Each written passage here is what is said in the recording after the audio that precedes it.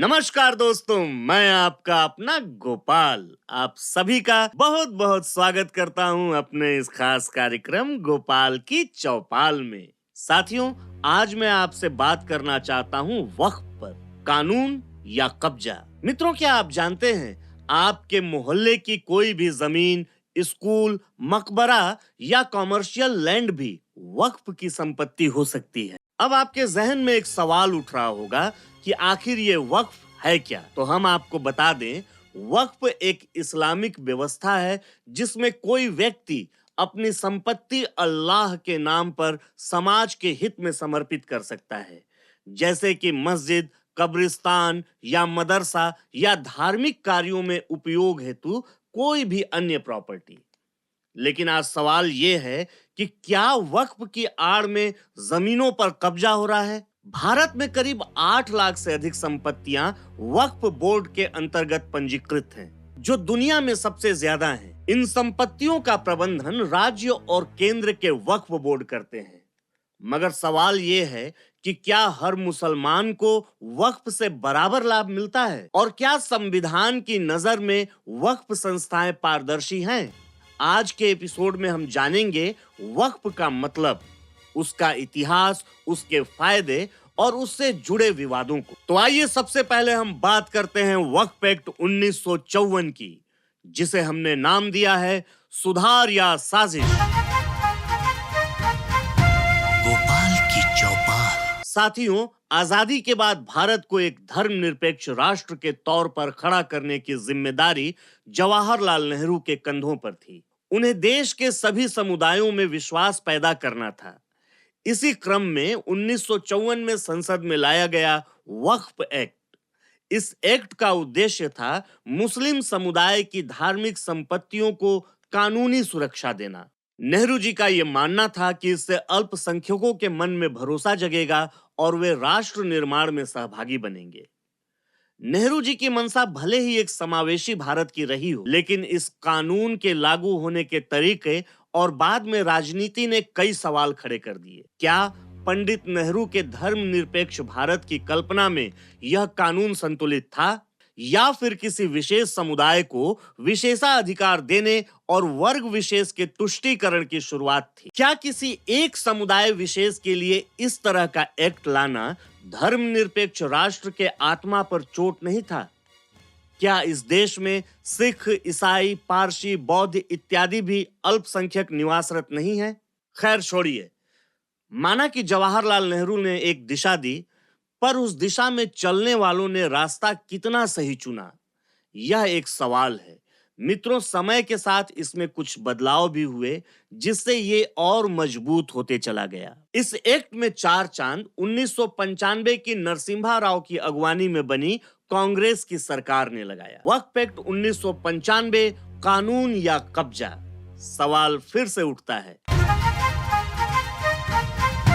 गोपाल की चौपाल। आप सोचते होंगे कि हम इसे बार बार कानून या कब्जा क्यों कह रहे हैं, तो आइए समझते हैं। 1995 में केंद्र सरकार ने एक बड़ा कानून बनाया, द वक्फ एक्ट 1995। इस कानून के तहत भारत में राज्य वक्फ बोर्ड का गठन किया गया, जो इन संपत्तियों का प्रबंधन करते हैं। साथियों, इस बोर्ड को इतनी ताकत दी गई कि वे खुद फैसला कर सकते हैं कि कौन सी जमीन वक्फ की है, वो भी बिना किसी अदालत के आदेश के। मित्रों, मशहूर फिल्म बाहुबली तो आपने देखी होगी। इस फिल्म का एक मशहूर डायलॉग है, इस महशमती साम्राज्य में मेरा आदेश ही शासन है। क्योंकि अगर आपकी जमीन पर कोई भी वक्फ दावा कर दे, तो आपको वक्फ ट्रिब्यूनल में ही जाकर लड़ना पड़ेगा, ना कि सामान्य कोर्ट में। मतलब एक और कहावत है कि सैया भय कोतवाल तो अब डर काहे का। जरा सोचिए कि आपके खिलाफ कोई क्राइम हो जाए, आप थाने में जाइए, वहां थानेदार आपको वही क्रिमिनल मिले। आप कोर्ट में जाइए, जज भी आपको वही क्रिमिनल मिले, फिर आप कहां जाएंगे? अब आपको लगता होगा कि मैं वक्फ के खिलाफ बोलने आया हूं।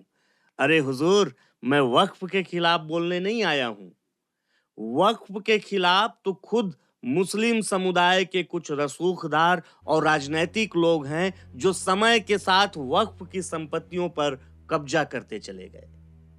साहब समस्या तो तब शुरू होती है जब इस कानून का इस्तेमाल राजनीतिक दबाव या कब्जे के लिए होने लगता है। कई बार वक्फ संपत्तियों की सूची में ऐसे जमीन भी जुड़ जाते हैं जिनका मालिकाना हक किसी और के पास होता है। समय के साथ वक्फ की संपत्तियों पर मुस्लिम समुदाय के रसूखदार और राजनीतिक लोगों का कब्जा होते चला गया। आइए अब बात करते हैं वक्फ संपत्तियों की लूट की। साथियों, भारत में 5 लाख से अधिक रजिस्टर्ड वक्फ संपत्तियां हैं। कुछ रिपोर्ट में तो यह संस्था 5,77,000 तक की बताई गई है। कुछ जमीनों का अनुमानिक क्षेत्रफल लगभग 6 लाख एकड़ और कुछ रिपोर्ट में लगभग 8 लाख एकड़ तक है। 2023 से 24 तक का अनुमानित बाजार मूल्य 20 लाख करोड़ रुपए से अधिक का आंका गया है। इस लिहाज से इन संपत्तियों से बाजार भाव के अनुसार वक्फ को सालाना 15 से 20 हजार करोड़ रुपए की कमाई होनी चाहिए थी, जबकि आज रसूखदार कब्जाधारियों की वजह से यह सिर्फ 164 करोड़ के आसपास है। अब आप समझिए कि 2025 के संशोधन से सबसे ज्यादा दर्द इन्हीं रसूखदार और राजनीतिक संरक्षण प्राप्त कब्जाधारियों को हो रहा है। इसमें कुछ महत्वपूर्ण तथ्य यह हैं कि वक्फ संपत्तियां शिक्षा, स्वास्थ्य, समाज सेवा जैसे कार्यों के लिए होती हैं, लेकिन भ्रष्टाचार, गैर प्रबंधन और अवैध कब्जे के कारण इनका सही उपयोग नहीं हो पाया। दरअसल साथियों, पुराने कानून की कमियों की वजह से ये कब्जाधारी लगातार सफल होते रहे हैं। 1995 में बना वक्फ अधिनियम कई मामलों में अधूरा था, जैसे रिकॉर्ड में पारदर्शिता की कमी, बहुत सी संपत्तियां अधूरे या विवादास्पद दस्तावेजों के साथ दर्ज थी। वक्फ बोर्ड के पास अपने जमीनों को खाली कराने के लिए पर्याप्त शक्ति नहीं होने के कारण सालों से रसूखदार लोगों का इस पर कब्जा बना हुआ है। मित्रों, रजिस्ट्रियों का कोई डिजिटल या सार्वजनिक रिकॉर्ड नहीं था, जिससे धोखाधड़ी और भ्रष्टाचार को बढ़ावा मिला। शिकायत की निवारण की प्रणाली अत्यंत ही कमजोर थी। जिनकी संपत्तियों को वक्फ घोषित किया गया, उन्हें न्याय पाने के लिए लंबी लड़ाई लड़नी पड़ी थी और इन्हीं खामियों को दूर करने के उद्देश्य से नया संशोधन बिल लाया गया। सरकार ने इन कमियों को देखते हुए वक्फ अधिनियम में संशोधन किया, जिसका उद्देश्य है सभी संपत्तियों की डिजिटल मैपिंग और ऑनलाइन सार्वजनिक रिकॉर्ड तैयार करना, अवैध कब्जों को रोकने के लिए वक्फ बोर्ड को मजबूत कानूनी अधिकार देना, संपत्तियों की ऑडिट, नियमित निगरानी और जवाबदेही तय करना, स्थानीय मुस्लिम समुदाय की भागीदारी को सुनिश्चित करना। इसके साथ ही एक जरूरी सवाल यह भी है कि क्या वक्फ संपत्तियों का लाभ मुस्लिम समुदाय के हर वर्ग को मिलता है? पसमानदा मुसलमानों यानी पिछड़े, दलित और आदिवासी पृष्ठभूमि से आने वाले मुसलमान अक्सर वक्फ की संपत्तियों से वंचित रह जाते हैं।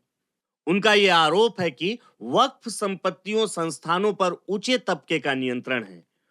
उन्हें ना प्रतिनिधित्व मिलता है और ना इसका लाभ। मदरसों, स्कॉलरशिप या मस्जिद कमेटियों में पसमानदा मुसलमानों की भूमिका बहुत ही सीमित है।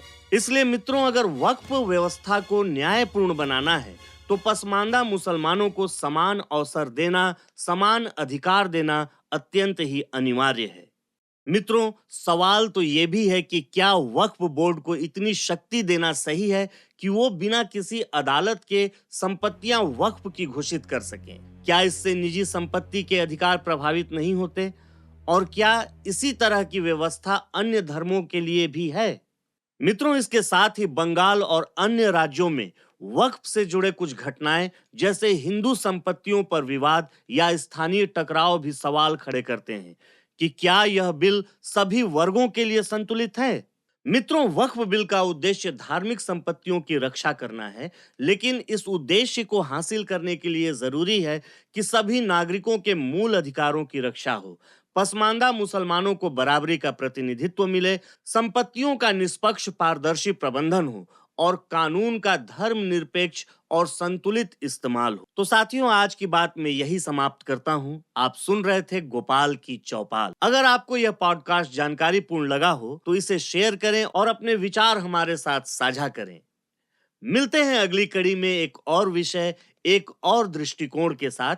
तब तक के लिए जय हिंद, वंदे मातरम, भारत माता की जय। गोपाल की चौपाल।